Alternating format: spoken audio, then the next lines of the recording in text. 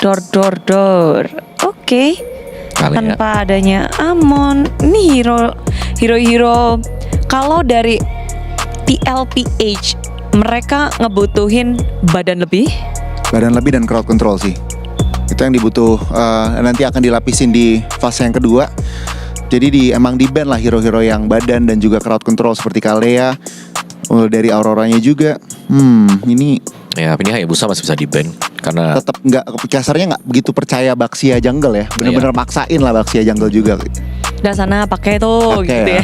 Pakai aja Baxia jungle nih gitu. Ya apalagi kalau memang Baxianya masuk di jungle, mereka bisa main Link loh, jangan. Itu masih ada Kartiz di sana dan Link enak untuk ngambil Kimi. Ya, dan bisa di pick terakhir juga. Jadi ada ekstra mid lane mungkin yang nanti atau gold yang muncul.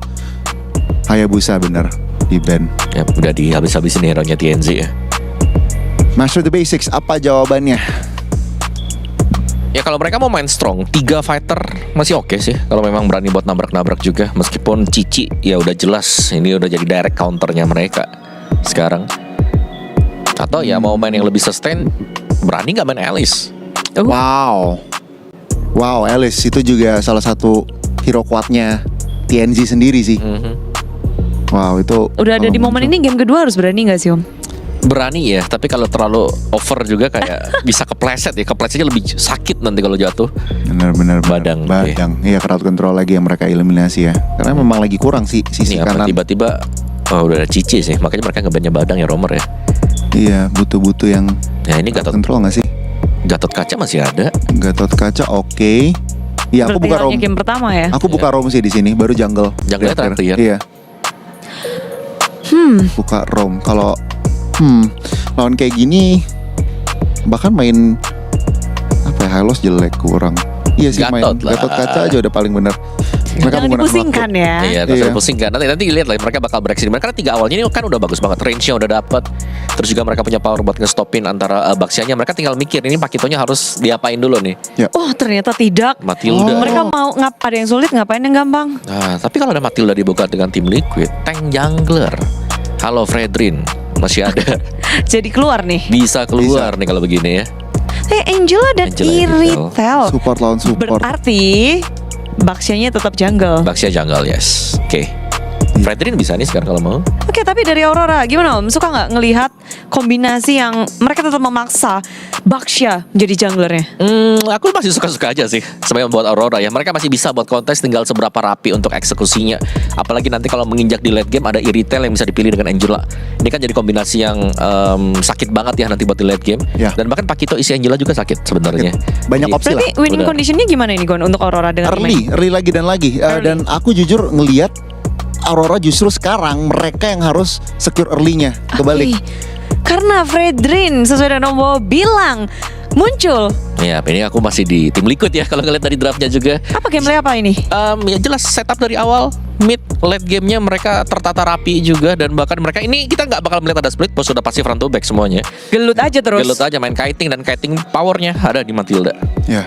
Oke. Aku pengen lihat satu-satu sih. Tugas Angela untuk melindungi semuanya berarti ini ya. Betul. Namun bagaimana Land of Dawn akan berbicara, karena yang akan bersuara adalah Ranger Mas dan juga Lim Kotsul. Silahkan goncangkan Land of Dawn. Terima kasih banyak Bu Deklara Mostar, II ku tersayang yang ada di panelis. Bukan begitu Lim? II ku. Oh iya. Oke. Tapi tentunya kali ini sebenarnya kita udah menduga Fredrik, cuma aku sama Lim berdiskusi.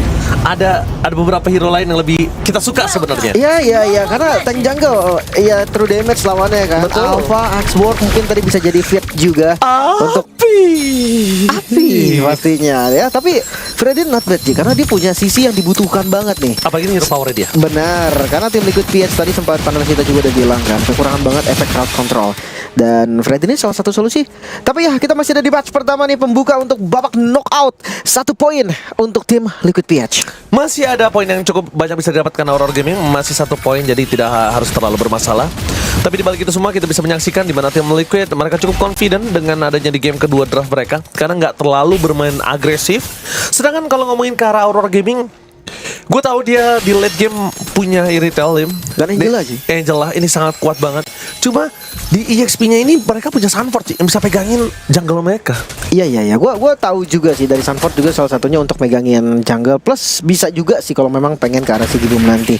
Karena dipakainya Flicker sekarang Sanford. Dan bakal coba dimakan, di all in dengan Avengers dimiliki tapi surprise. Dijemput. Bakal coba dijemput dan itu dia Sanford. Dan body block yang sangat baik dari JP membuat Sanford selamat di area top lane. Kartiji tahu tidak ada press ward, jadi ada baiknya dia cuma ngebait, nakut-nakutin aja dengan pedang yang besar, tapi tidak terlalu tajam. Membuat Tarpus dari Aurora Gaming mau nggak mau dia harus pulang. Tapi Nggak bakal worth it. lumayan sih tadi loh, pressure-nya tuh kerasa banget maksudnya. Sanford dia harus ngebait dari spellnya, Flicker dari Apex tadi. Itu berani banget dia langsung buka duluan ke depan. So kali ini kita akan lihat tanpa adanya Flicker untuk Angela. Tapi gue rasa fine. Karena Angela ya tinggal ngambil midnya, ada di level 4 Dapat nanti. 4. Hardguard, udah nggak perlu Flicker lagi. Ya, dia dapat 4 yang penting. Tapi ngomongin Oheb dan juga sosok dari Sigibum ini berbanding terbalik dengan dari game sebelumnya. Agak lebih cukup kuat untuk Sigibum berada di laning. Dan Sanford mencoba melakukan zoning out, mencari di mana TNC berada. Track support telah dikeluarkan, mundur ke belakang, dijebut dengan Green One, tapi nampaknya Sanford berhasil melakukan distraction dengan Cultisi. Satu turtle pertama mereka membuat mereka cukup unggul dalam segi gold. Tidak poin kill, berbeda dengan game yang pertama, tapi dengan adanya poin gold yang cukup untuk bisa Oheb survive di area gold lanernya. Itu agak cukup baik. Tapi Rosa bakal coba dipaksa, bakal coba di-commit dan ditaruh first blow JP. Lihat tabrakan yang sangat manis dari udara, serangan udara dari JP. Ini lumayan power nih Matildanya nih. Kelihatan strong banget ya. Dia kalkulasinya matang sekali. Dan dia tahu juga nih bisa difungsikan sebagai damage dealer. Tapi lunar. Dia juga tahu Seeking Eagle bulir-bulirnya kapan didapatin ya, berapa banyak. Dia bisa maksimalin intinya damage dari Matilda. Roamer ya, dalam tanda kutip Roamer kan levelnya kalah, itemnya juga kan kalah, tapi bisa maksimal, jadi lumayan banget. Dan luas banget nih pergerakan dari JP. Sementara mid lane akan coba. Sanji tidak boleh terlalu terburu-buru. Untuk Sanji memiliki Crimson Beacon, memiliki Flicker, kayaknya Sanji nggak harus terlalu takut untuk ketabrak di depan. Kedua, Oheb yang kali ini atas satu turtle yang merubah segalanya di gold lane. Lihat euforia yang mungkin tadi dipegang Sigibum, semangat yang dipegang Sigibum, tiba-tiba kayak kok mereda, tiba-tiba membuat Oheb oke, dengan satu turtle ini akan kuguncang gold laner. Iya. Beda ada XP different sama shield ya. Dari buff turtle itu lumayan banget kan untuk early. Cuman hati-hati nih, Oheb dia bisa di punish juga kalau si Gibumnya udah ngebuka sprint nanti. Ya, oke, tapi lihat ceputan yang sangat baik. Langsung ada hardcore depan sana, Traction Pulse bergerak belakang, Flicker for defensive terdampak ke JB bersama dengan Sanji yang masih memiliki Crimson Beacon. Bakal coba ditabrak, bakal coba diangkat, tertinggal TNC-nya. Untung terlalu jauh dari sosok Fredin, dan ini menandakan satu team fight di arah turtle tanpa adanya hardcore. Iya. Ini nice banget sih untuk tarik ulurnya ya, sampai bener-bener Angelanya pun Apex sadar. Oke, udah nggak usah pakai harga lagi, dia keluar langsung tadi kan untuk langsung bikin cooldownnya juga jalan dan nggak ada korban. Itu yang paling penting, nggak ada korban. Jadi sekarang tanpa adanya hardguard mereka akan kontes di turtle. Kontes di turtle, Cultisi is coming. Bersama TNC mencoba untuk melakukan body blow dan hingga menunjukkan Cultisi para pasukan dari tim Liquid. Mereka siap untuk terreset kembali dan maka terperangkat para pasukan dari tim Aurora Gaming kehilangan kembali turtle mereka yang kedua. Untungnya ada Traction Pulse mencoba untuk meredakan sedikit team fight yang cukup barbar di arah bottom lane. Team fight yang udah kelihatan kerugian yang di tangan dari Aurora Gaming. Tapi Cultisi bukan hanya mau itu, Lim. Cultisi mau lebih. Cultisi mau ke arah purple buff. Bayangkan Baxia nggak ada purple buff di area jungle, rotasi yang dilakukan akan sangat berat. Oh, ini cukup buruk untuk Aurora Gaming early game ya. Mereka menggunakan Baxia dan juga Angela, artinya mereka pengen banget pegang early gamenya, namun sayang semua dipatahkan. Liquid, mereka sudah membaca semua strateginya. Bahkan sekarang lihat orange buff, mereka akan coba untuk kontes lagi. Sigibum, hati-hati Sigibum, hati-hati. Bukan masalah dia punya sprint dan juga heavy crossbow, tapi masalahnya kalau dia ketangkap, dia ada Cultisi, nggak ada lagi anti crowd control yang bisa dipegang. Dan damage dari Oheb ini harus dikalkulat. Jangan sampai Sky Piscer tiba-tiba kayak tadi udah 7, tiba-tiba udah stucknya banyak. Tiba-tiba udah 7. Siapa yang mau nahan sekarang? Baxia itu itu boncos bos. Itu dia, lethality tinggi itu ya nggak peduli apapun. Karena dia mainnya threshold kan, dari max HP-nya itu persentasenya. Cuma ya Sanji, Lihat trigger disiplin dilakukan Sanji, tidak mau terlalu terburu-buru, dia masih punya flicker akan flash out di Oasis. Di sana bakal CP udah dijemput oleh Oheb. TNC masuk lebih dalam lagi. Masih dengan ini gue lihat buying time yang dilakukan oleh Searching Eagle-nya. Dia tahu kapan harus balik lagi, dia tahu di situ siapa yang jemput. iya. Dan Oheb-nya juga bagus banget sih. Dia langsung nutupin tadi kan dari Baxianya. Ya bukan berarti marksman harus di belakang terus gitu. Sometimes dia butuh juga untuk ngebantu temannya, apalagi dengan resiko tumbang yang dikit kayak tadi. Makanya dia mengorbankan sedikit darahnya aja, tapi masih aman.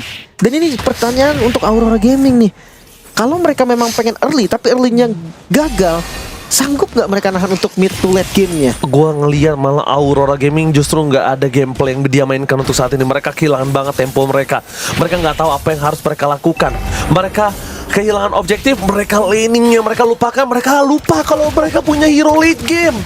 Mereka lupakan hal tersebut. Mereka main dengan tempo tim Liquid. Mereka ikutin cara permainan tim Liquid. Mereka paksa apa yang dimiliki dari tim Liquid, dan bahkan pertukaran pun nggak ada sampai saat ini. Oh, Oheb Skyfisher berarti udah join ke arah team fight. Udah join. Turtle terakhir berarti ya, Perfect Turtle. Perfect Turtle udah pasti, karena TNC tidak mungkin melawan kontes. Mau coba dirasukin sekalipun karena terlalu banyak crowd control di depan sana, dan Traction Pulse berhasil dihindari tapi terperangkap. Pak Yono tertembak di depan sana, ditumbangkan di depan mata, membuat para pasukan dari tim Liquid mereka mendapatkan keunggulan yang sangat benar-benar mengerikan. The champion of MPL PH memang bukan kaleng-kaleng. Iya, 3000 gold loh. Menit 7 sekarang menuju ke menit 8. Tapi ya Aurora, semua karena early game mereka, early game yang gagal. Dan mereka gagal scaling. Kabar baiknya memang si Gibum belum tumbang sama sekali. Tapi dari segi item lihat, baru jadi Husklaw. Lagi-lagi perbedaan satu item dari antara gold lane ini gak bagus banget. Plus, jangan lupa ya, Matilda ini akan bikin ke arah magical item, bukan bikin item defense. Makanya kayak next bisa jadi Enchanted Talisman. Anti-regen ada di mana? Ada di mid lane-nya Sanji yang akan bikin. Sanji yang akan tutup anti-regen, dan Rosa tanda tanya besar. Sky Pierce di item pertama dan gagal. Glowingnya terlambat, dan gimana cara kill ke arah Kartezi? Ya itu dia. Setuju banget. Lihat Kartezi nge-zoning out. Dia tahu seberapa kuatnya dia. Dia targetkan ke arah Rosa. Dia tahu depannya bakal coba dibuka oleh Sanji. Cuma ini yang gue pertanyakan, Lim. Gue gak ngeliat Aurora Gaming ketika mereka berada di group stage. Gue gak lihat mereka punya satu tujuan. Apa itu tujuannya? Gue gak tahu gameplay seperti apa yang mereka ingin mainkan. Mereka lihat maksa terus ke arah depan, paksa team fight dengan Rosa melakukan zoning out. Di belakang sana ada Oheb standby on position menuju ke arah upper strike for defensive, yang akhirnya membuat pasukan dari tim Liquid mereka tahu berapa banyak keuntungan yang mereka dapatkan. Hardguard, Flicker, Lord udah pasti di tangan mereka kalau terlalu banyak source skill yang keluar seperti ini. Tapi Matilda Chusin sih mimpi buruk ini ya, asli. Bener-bener susah maju loh. Kayak dia mau poke Sanji aja, ada guiding wind. Belum lagi ada Kartezi yang punya tahun, yang punya knock up. Sanjinya ini bakal jadi bebas banget. Katakanlah ini Sunford belum main loh. Sunfordnya dari tadi ya landing dulu, dia coba untuk ngedistract aja. Bayangkan Sunfordnya tuh tadi tiba-tiba dia ngeflanking ke belakang, nyari ke arah Rosa ataupun ke arah si Gibum. Apalagi Rosa udah gak punya flicker. Itu dia. Mereka malah udah tutup mimpi mereka untuk mendapatkan ulti pertama. Terlalu banyak source skill yang mereka keluarkan, terlalu besar gold difference yang mereka dapatkan. Walaupun Oheb tidak memiliki Skyfisher yang aktif untuk saat ini, tapi ini udah gak bakal bisa mereka bermain dengan front to back. Mereka punya cici dari tim Liquid, sedangkan Aurora Gaming, Paquito, Pak Yono gak bisa berbuat banyak. Laning face untuk di far lane-nya pun mereka gak bisa pegang. Iya, Free Lord. Dan ini bahaya karena gold semakin jauh.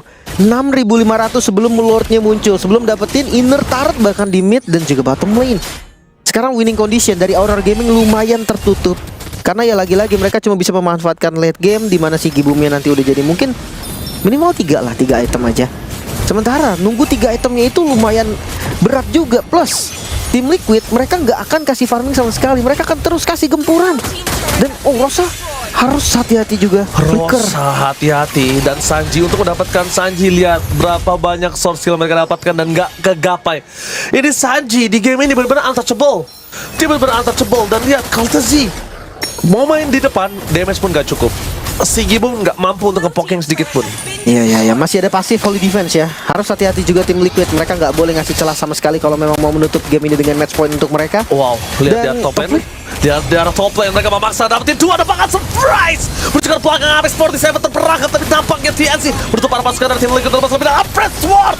Double kill didapatkan, Happy seraktif menuju ke arah poin kill yang ketiga ini, yang menjadi poin kill yang cukup berbahaya, dan ini bencana di depan mata. Apakah match point akan didapatkan dengan sangat cepat? Match point di depan mata. Sang kuda biru berhasil mendapatkan Maniac dan menutup game yang kedua. Match point 1 point full domination. Tim Liquid ya hampir saja tadi untuk bisa dapetin Savage, tapi ya nggak masalah karena tetap ditutup 2-0. 1 game lagi, nyawa dari Aurora terancam. Bude Clara Monster, Umwawa, Jody, lihatlah